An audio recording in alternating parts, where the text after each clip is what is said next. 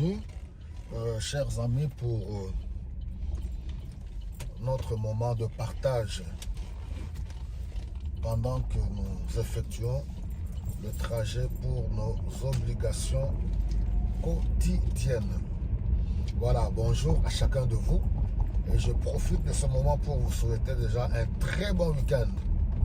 Que le Seigneur vous accorde sa paix et sa joie dans vos familles.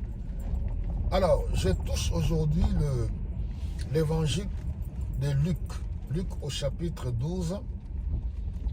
Luc chapitre 12. Voilà, nous voyons à partir du 13e verset. Alors, c'est un passage tellement important qui nous parle du riche insensé. Qui nous parle du riche insensé. Alors, nous voyons que à partir du verset 13, on nous dit un gars qui vient, qui sort de la foule et il vient dire au Seigneur Jésus-Christ, voilà, dis à mon frère qui ne veut pas partager l'héritage que notre Père nous a légué. Et directement, le Seigneur lui dit, mais qui m'a établi juge de vos biens? Qui m'a établi juge de vos richesses? Alors, il leur donne une grande révélation pour leur dire que gardez-vous de l'amour des richesses. Et Paul l'a déjà dit dans Timothée aussi, de faire attention, l'amour de l'argent est la source de tout le monde. Alors le Seigneur nous dit, gardez-vous de l'amour des richesses, car la vie d'un homme ne dépend pas des biens ou des richesses qu'il possède, riche qu'il soit.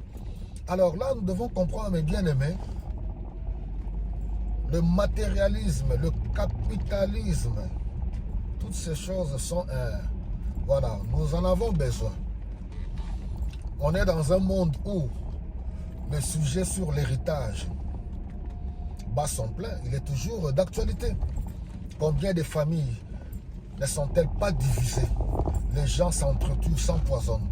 Nous voyons même des grandes stars, quand ils meurent, leur défunte épouse, les veuves, qui restent avec les biens, qui se battent avec les héritiers, les enfants du défunt.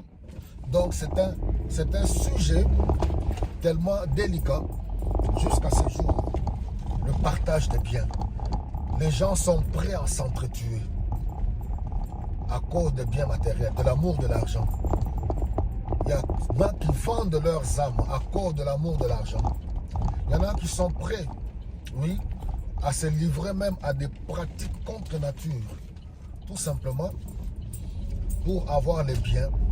Il y en a qui se prostituent, les hommes comme les femmes, à cause de l'argent. Gardez-vous de l'amour de l'argent. Gardez-vous, comme le Seigneur dit, que le Seigneur notre Dieu préserve nos cœurs à pouvoir envier et vouloir posséder de manière illégale. Par le travail, oui, on peut gagner sa vie.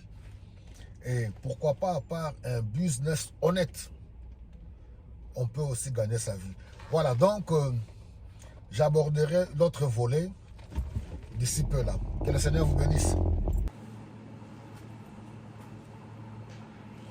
Alors, le deuxième volet, comme je dis dans Luc 12, là on voit la partie à partir du verset 16. Et le Seigneur maintenant, il vient pour leur parler du parabole. Qu'il y avait un homme riche, s'il vous plaît.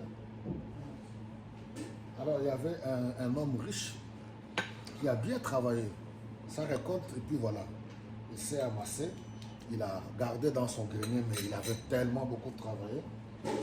Merci. Et il ne savait plus où mettre son épargne. Il était tellement content de lui, très joyeux. J'ai bien travaillé, comme ça je vais casser le grenier, créer de l'espace et entasser encore mes biens. C'est là que le Seigneur nous dit, et Dieu lui dit, insensé que tu es, cette nuit même ton âme te sera redemandée. Et à qui profitera tous tes biens. Et c'est là où le Seigneur nous dit maintenant qu'il faut être riche, non pas pour soi-même, mais être riche pour Dieu. Alors, c'est quoi être riche pour Dieu?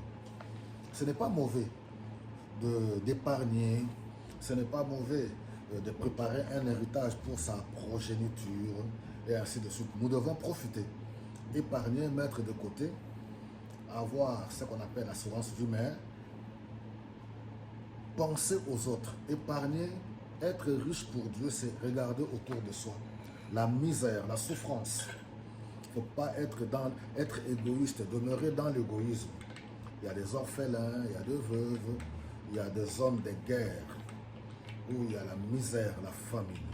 Être riche pour Dieu, c'est penser à son prochain, partager, ne pas vivre pour soi-même, mais partager avec les autres. Voilà, mes bien-aimés, une fois de plus, quand on veut garder, on va perdre. Mais quand on donne, on va retrouver. Passez une très très bonne journée et bon week-end. Gardez la foi, demeurez ferme. Que le Seigneur vous bénisse abondamment.